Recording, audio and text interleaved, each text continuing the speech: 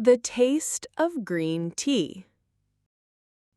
Lena arrived in Kyoto on a rainy morning. She had read about Japanese tea culture before her trip. She wanted to try real matcha, not the sweet drinks from cafes. A friend told her about a small tea house near a bamboo forest. It was old and hidden behind a wooden gate. No sign in English, only Japanese letters. Lena felt nervous but curious. She took off her shoes at the door. A woman in a kimono bowed and said, "Irashaimase." Lena bowed back, a little awkwardly. She sat on a cushion in a quiet room. The walls were made of paper and wood. A garden with stones and moss could be seen through the window. The tea master entered slowly. Her name was Yumi. She moved like a dancer, calm and precise. She placed a bowl, a bamboo whisk, and a small spoon on the table. Everything was clean and in the right place. Lena watched every move. Yumi opened a green tin. "This is ceremonial matcha," she said in soft English. "It comes from Uji, near Kyoto. The tea plants grow in the shade for weeks. This makes the leaves rich and green." She measured the powder with the spoon. Then she poured hot water, not boiling, into the bowl. With the whisk, she mixed it fast in a zigzag motion. A fine foam appeared on top. The smell was earthy, fresh like grass after rain. She turned the bowl so the front faced Lena. "This is for you," Yumi said.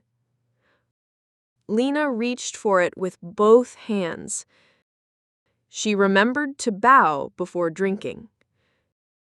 She took a sip, slowly. The taste surprised her. It was bitter, not sweet like matcha lattes. But after a second, a deep, smooth flavor came through. She could feel warmth from the bowl and calm in her chest. "Is it good?" Yumi asked. Lena nodded. "It's different, but beautiful." After the tea, Yumi pulled a story. In old times, samurai drank matcha before battle. Not for energy, but to stay calm. Tea is not just taste, it is a moment of peace. Lena thought about her life back home. Always rushing, always on her phone. No time to sit, breathe, or just be. Here, 10 minutes felt like a gift. Before leaving, Lena asked to try making tea. Yumi smiled and guided her hands. Lena measured, poured, and whisked. Her foam was thin, her movements clumsy. But Yumi said, "Good, you made it with heart." At the door, Yumi gave her a small packet of matcha. "For your home," she said. Lena bowed deeply. Outside, the rain had stopped. Sunlight touched the wet leaves. That night, Lena made matcha in her hotel. She sat on the floor, used a fork because no whisk. It didn't taste the same, too weak, no foam. But she smiled anyway. She wasn't just drinking tea. She was remembering a quiet room, kind eyes, and a moment of stillness. And she knew she would learn to make it right. The machine that saved music. In 1877, a man named Thomas Edison worked in his lab in New Jersey. He was trying to record the human voice. At that time, music could only be heard live, in homes, halls, or streets. Once a song ended, it was gone forever. No one could hear the same performance twice. Edison believed sound could be saved, like writing on paper. One day, he spoke into a metal tube. Mary had a little lamb. The machine moved a needle and cut lines into a spinning cylinder. Then it played the words back in a soft, strange voice. Edison jumped with joy. He had invented the phonograph, the first machine to record and play sound.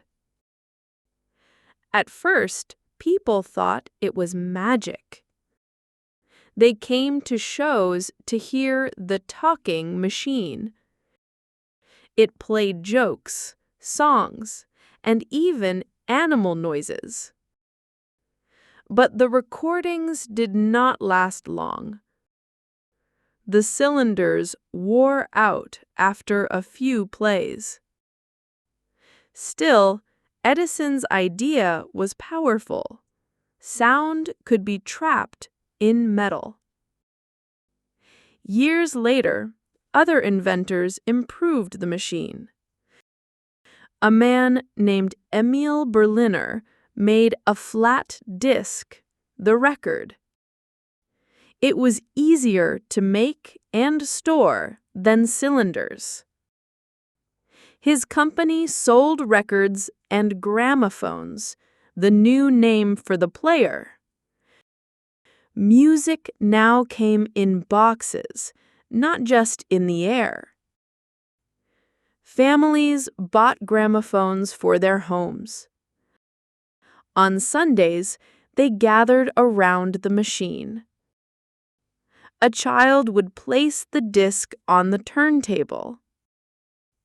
The parent wound the handle to power it. Then they placed the needle gently on the edge. Music filled the room, a violin, a piano, a singer's voice. It was not live, but it was real. For the first time, people could hear famous singers without going to a concert. An old man in a village could listen to an opera from Paris. And a soldier far from home played a lullaby his mother once sang. Music became personal, not just for the rich or lucky. But not everyone was happy. Some musicians feared machines would replace live players. Orchestras worried they would lose jobs. Others said recorded music had no soul. It was cold and empty.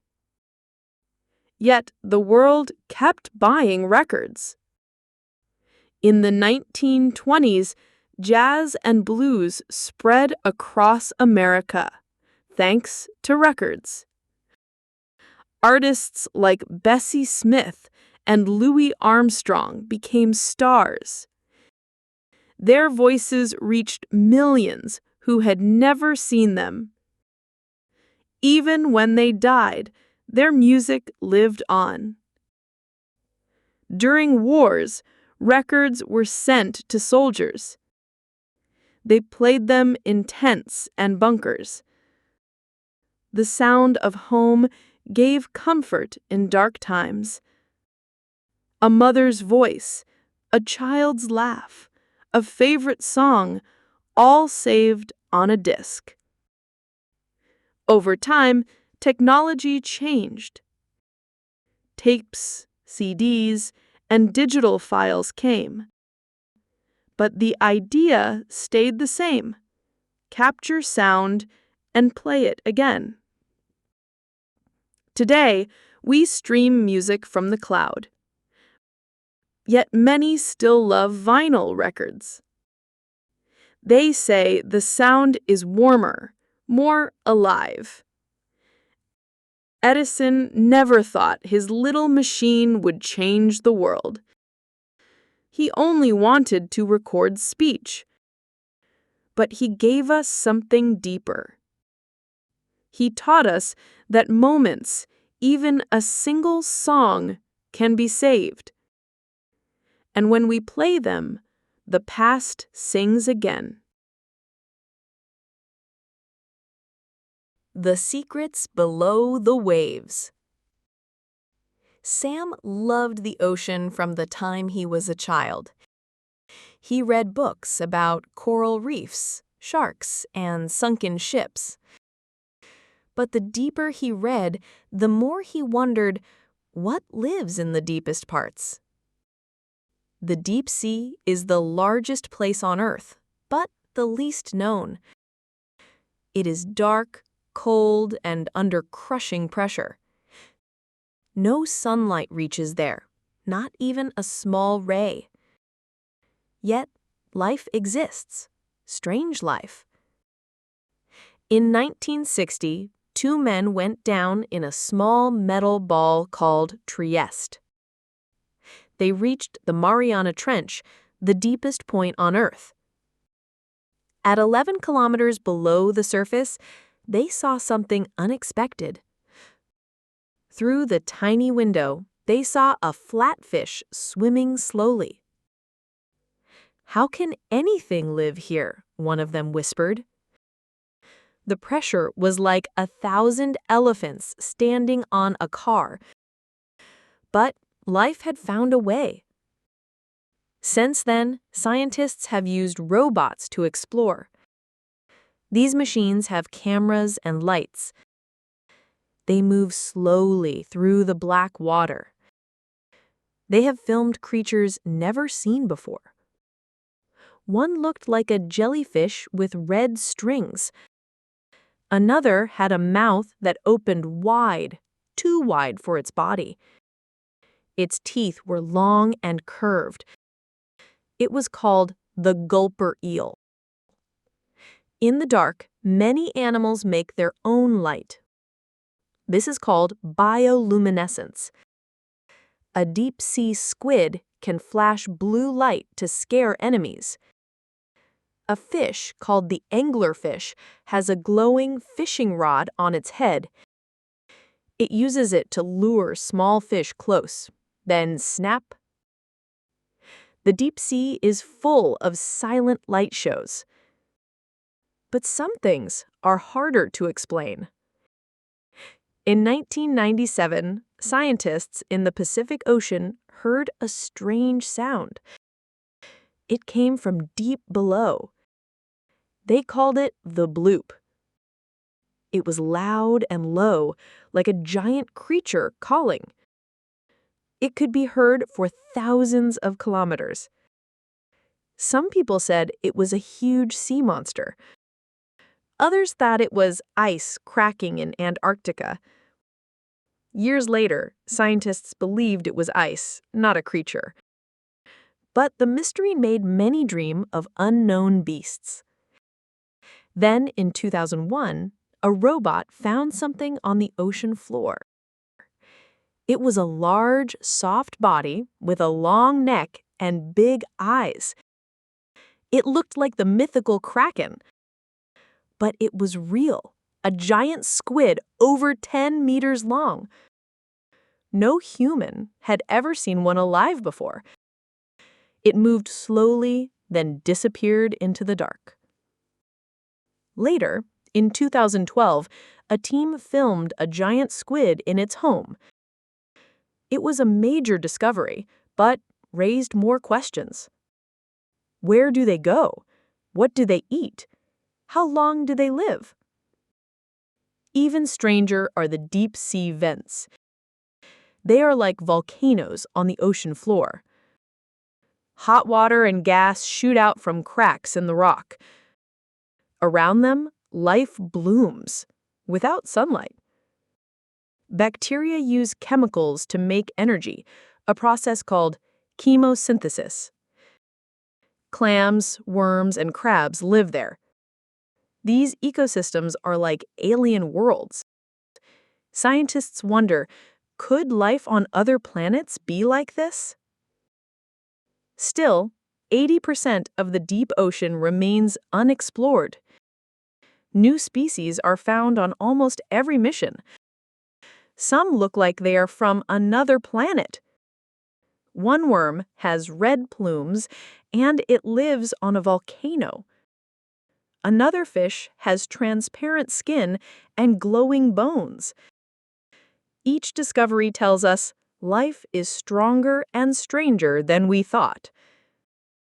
Sam never became a deep-sea explorer, but he became a scientist who studies ocean sounds. He listens to whales, dolphins, and unknown noises. Sometimes he hears something slow and deep, not like any animal. He records it, studies it, but finds no answer. Maybe, he says, some secrets are not ready to be found. The ocean keeps its mysteries for now.